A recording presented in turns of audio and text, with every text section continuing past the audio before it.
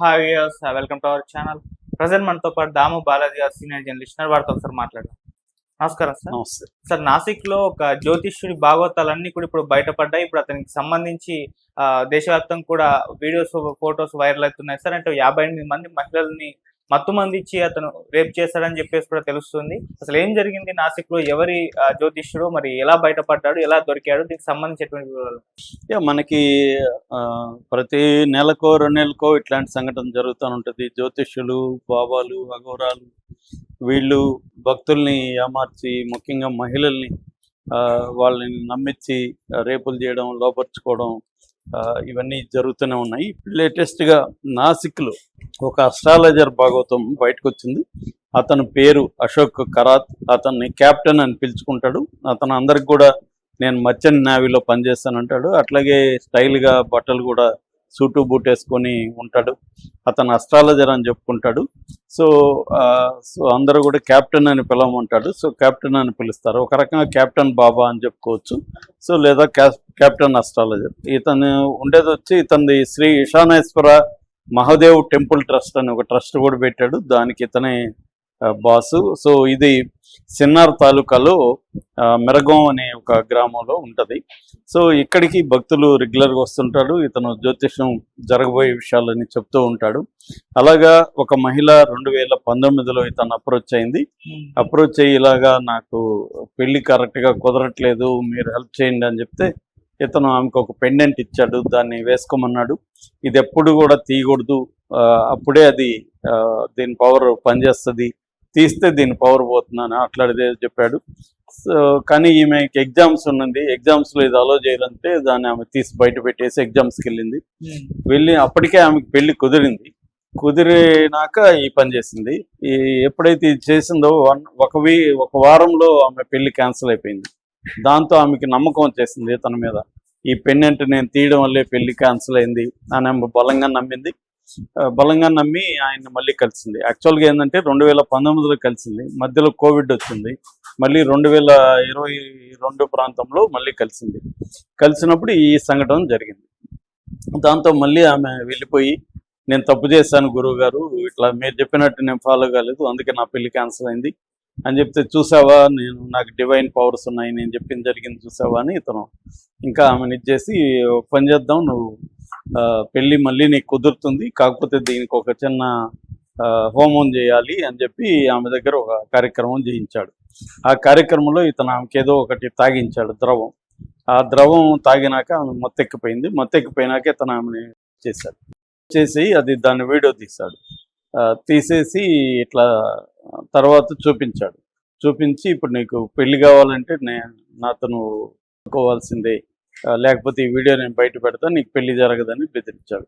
దాంతో ఆమె ఆల్రెడీ ఎన్ని డివైన్ పవర్స్ ఉన్నాయి అదని నమ్మింది. సో నేను శాపం పెడితే నీకేం పెళ్లి కాదన్నా భయపడి ఆమె అక్కడి నుంచి ఎప్పుడు పిలిచినా వెళ్ళడం, అతను చేయడం జరుగుతూ వచ్చింది. దాని తర్వాత పెళ్లి ఫిక్స్ అయింది.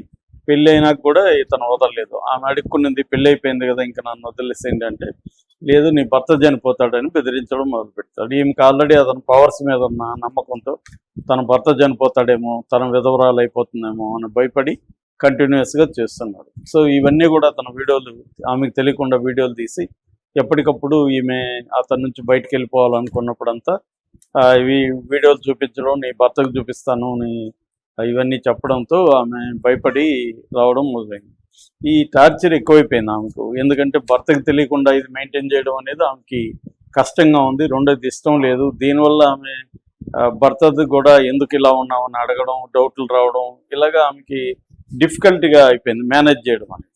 దాంతో ఆమె ఇంకా ఏం చేయలేక భర్తకు చెప్పింది, ఇలాగా నేను మోసపోయాను, ఇలాగ చేస్తున్నాడు అన్నప్పుడు భర్త కూడా ఆమెను అర్థం చేసుకున్నాడు. సరే రా, మనం పోలీస్ స్టేషన్కి వెళ్ళి కేసు పెడదాం, ఇలాంటి వాడిని వదిలిపెట్టకూడదు అని చెప్పి తీసుకెళ్ళి పోలీసులకి చెప్పారు.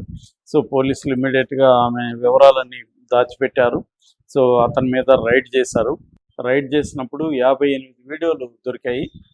అయితే వేరే స్త్రీలవి ఇలాగ ఉన్నాయా లేదో అనేది ఇప్పటికి ఇంకా నిర్ధారణగా లేదు, కానీ పోలీసులు అయితే చాలా ఉన్నట్టుగానే అనుమానిస్తున్నారు. అందుకని అప్పీల్ చేశారు కూడా, ఎవరైనా ఇట్లా స్త్రీలు వేరే వాళ్ళు, ఎందుకంటే ఒక ఆమెని మాత్రం అతను చేసి ఉండడం అనేది పోలీసులు అనుకుంటున్నారు. వేరే వాళ్ళు ఎవరైనా ఇంకా భయపడి రాకుండా ఉండొచ్చు. కాబట్టి వాళ్ళు కూడా రండి, మీ మీ వివరాలన్నీ మేము గుప్తంగా ఉంచుతాము, ఎవరికి చెప్పము, ప్రకటించము అని చెప్పారు. సరే మరి ఇంకా ఎవరైనా వెళ్ళారా లేదో తెలియదు. దీని మీద ఇప్పుడు గవర్నమెంట్ సిట్ కూడా వేసింది. సిట్ ఆధ్వర్యంలో అక్కడ క్రైమ్ బ్రాంచ్ దీని మీద ఇన్వెస్టిగేట్ మొదలుపెట్టింది. ఇతని మీద ఇప్పుడు బిఎన్ఎస్ 64 కేసు, అట్లాగే 74 క్రిమినల్ ఫోర్స్ ఉపయోగించి లొంగ తీసుకోవడం, అట్లాగే Maharashtra prevention and eradication of human sacrifice అట్లాంటి ఒక చట్టం ఉంది, దాని మీద పెట్టారు. అట్లాగే evil and Aghori protection and blackmail magic act అని ఇంకోటి ఉంది, అది లోకల్ స్టేట్ యాక్ట్స్, ఆ రెండింటి కూడా ఈయన మీద పెట్టారు అనమాట. అంటే మహారాష్ట్ర ప్రభుత్వం అయితే సీరియస్గానే తీసుకునింది, ఎందుకంటే అక్కడ ప్రతిపక్షాలు కూడా దీన్ని గట్టిగా తీసుకొని ప్రభుత్వంలో కూడా ఇతనికి చాలా మందితో లింకులు ఉన్నాయనేది కూడా వాళ్ళు అనౌన్స్ చేశారు. దానివల్ల ప్రెజర్ అనేది బాగా, ప్రతిపక్షాల ప్రెజరు, మీడియా ప్రెజర్ అనేది ప్రభుత్వం మీద కూడా గట్టిగానే పడింది.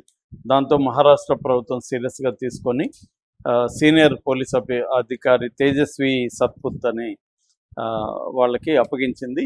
సో వాళ్ళు ఆల్రెడీ ఎంక్వైరీ చేస్తున్నారు. ఇతను కూడా ఇప్పుడు 10 గంటల పాటు ఇంటరాగేట్ చేశారు, కోర్టులో ప్రొడ్యూస్ చేశారు. కోర్టు జైలుకి రిమాండ్కి అయితే పెట్టింది. దాని తర్వాత ఇతన్ని కస్టడీకి తీసుకొని ఇంకా డీటెయిల్గా పరిశీలించే అవకాశం ఉంది. అంటే ఈమె ధైర్యంగా చెప్పింది కాబట్టి ఇతని మీద సీరియస్గానే కేసు నిలబడే అవకాశం అయితే ఉంది. ఆమె కాంప్రమైజ్ కాకపోతే మాత్రం గట్టిగా నిలబడుతుంది. ఎందుకంటే ఈమెను ఆధారాలు దొరికాయి, వాళ్ళకి వీడియోలు దొరికాయి పోలీసులకి. సో రెండోది అతను కూడా కన్ఫెస్ అయ్యాడని చెప్తున్నారు. సో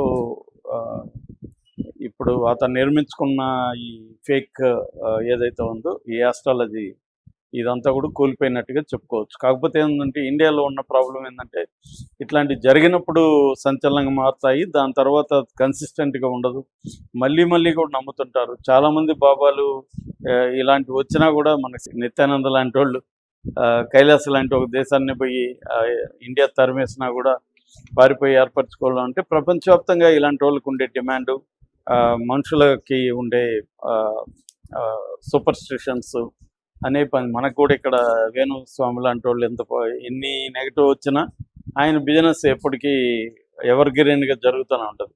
ఎందుకంటే నమ్మేవాళ్ళు నమ్ముతూనే ఉంటారు. ఎన్ని నెగిటివ్ చెప్పినా లేదంటే అది పనిచేస్తుందంట, అదేదో అక్కడ పని చేయకపోవడానికి కారణం అంట, అదని ఏదో చెప్పుకొని వెళ్తూనే ఉంటారు. ఎందుకంటే వీళ్ళు సెలబ్రిటీలు చేసుకోవడం అనేది ఇన్ఫ్లుయెన్స్ అవుతారు ప్రజలు. అందుకనే వీళ్ళు సెలబ్రిటీస్ దగ్గర పూజలు చేయడం వల్ల ఏమవుతుందంటే వాళ్ళు చేయించుకున్నారంట, వీళ్ళు చేయించుకున్నారంట అనేది, వాళ్ళే చేయించుకున్నారంటే మనకేముందిలే అన్నట్టుగా వెళ్ళడం అనేది జరుగుతుంది.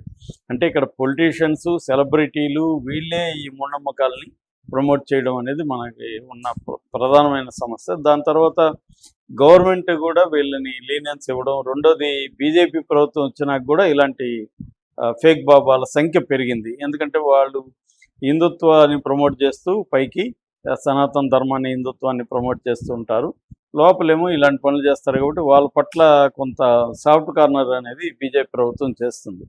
సో స్ట్రిక్ట్గా చేయడం, చర్యలు తీసుకోవడం ఒకటి, రెండవది ప్రజల్లో అవేర్నెస్ క్రియేట్ చేయడం ఒకటి. కానీ ఇక్కడ ఏమవుతుంది, ప్రభుత్వమే మూఢనమ్మకాలను ప్రోత్సహించడం, ప్రభుత్వమే యూనివర్సిటీలో ఆస్ట్రాలజీని ఇవన్నీ ప్రవేశపెట్టడం, భూత వైద్యాన్ని ప్రవేశపెట్టడం ప్రభుత్వమే చేస్తున్నప్పుడు, లౌకిక రాజ్యం అనే కాన్సెప్ట్ని ఎగతాళి చేసే పరిస్థితి వచ్చేసినప్పుడు ఇవి ఖచ్చితంగా జనంలో కూడా మూఢనమ్మకాలు పెరుగుతాయి. రెండోది సోషల్ మీడియా వచ్చినాక భక్తి అనేది ఒక పెద్ద వ్యాపారంగా మారిపోయింది. ఈ వ్యాపారం కోసం మూఢనమ్మకాలని అది పనిగట్టుకొని సోషల్ మీడియా ద్వారా జనాలకి పంపింగ్ చేయడం అనేది కనపడుతుంది. అట్లాగే మనకేంటంటే ఇన్స్టాంట్గా అన్నీ కావాలి, ఇవాళ ఓపిక లేదు, వెయిట్ చేసే ఓపిక లేదు. ఇన్స్టాంట్గా కావాలంటే షార్ట్ కట్లు కావాలి, ప్రతిదానికి షార్ట్ కట్లు కావాలంటే వీళ్ళు షార్ట్ కట్ టిప్స్ ఇస్తూ ఉంటారు. అంటే నువ్వు ఇప్పుడు అప్పులు అయిపోయింది, అప్పులు పోవడానికి సరైన మార్గం ఏంటి, డబ్బులు సంపాదించి అప్పులు తీర్చాలి. అది వదిలేసి వీళ్ళు బిర్యానీ ఆకు మీద ఏదో రాసి పలానా ఫ్రిడ్జ్ మీద పెట్టు, లేకపోతే ఈ నెంబర్ రాసి నువ్వు అక్కడ పెట్టు, ఇవి అప్పులు పోతాయి. ఇది ఈజీ మెథడ్స్గా కనబడుతుంది. కాబట్టి డిఫికల్ట్స్ ప్రాబ్లమ్స్కి ఈజీ సొల్యూషన్స్ వీళ్ళు ఇస్తుంటారు. అవి జరిగినా జరగకపోయినా జరుగుతుందేమో అన్న ఒక ఫాల్స్ హోప్ క్రియేట్ అవుతుంది కాబట్టి ఇవి జరుగుతూనే ఉంటాయి. దీన్ని ఉపయోగించుకొని ముఖ్యంగా స్త్రీలు దీనికి ఎక్కువ బలవుతారు. ఎందుకంటే ఆశ్రమాల్లో ఎక్కువగా వెళ్ళేది స్త్రీలే ఎక్కువ వెళ్తున్నారు. వీళ్ళని ఎడ్యుకేట్ చేయాల్సిన అవసరం అయితే గవర్నమెంట్కి ఉంది, కానీ అది గవర్నమెంట్ చేయట్లేదు. ప్రైవేట్ సంస్థలు మాత్రమే ఈ రకంగా చేస్తున్నాయి. చేస్తున్న వాళ్ళ మీద కూడా దాడులు పెరిగాయి మధ్యకాలంలో. హేతువాదం మాట్లాడితే కూడా వాళ్ళ మీద దాడులు పెరిగాయి. కాబట్టి ఇలాంటి భావాలు ఇంకా పెరుగుతూ ఉంటారు తప్ప తగ్గే ప్రసక్తి అయితే లేదు. Thank you so much.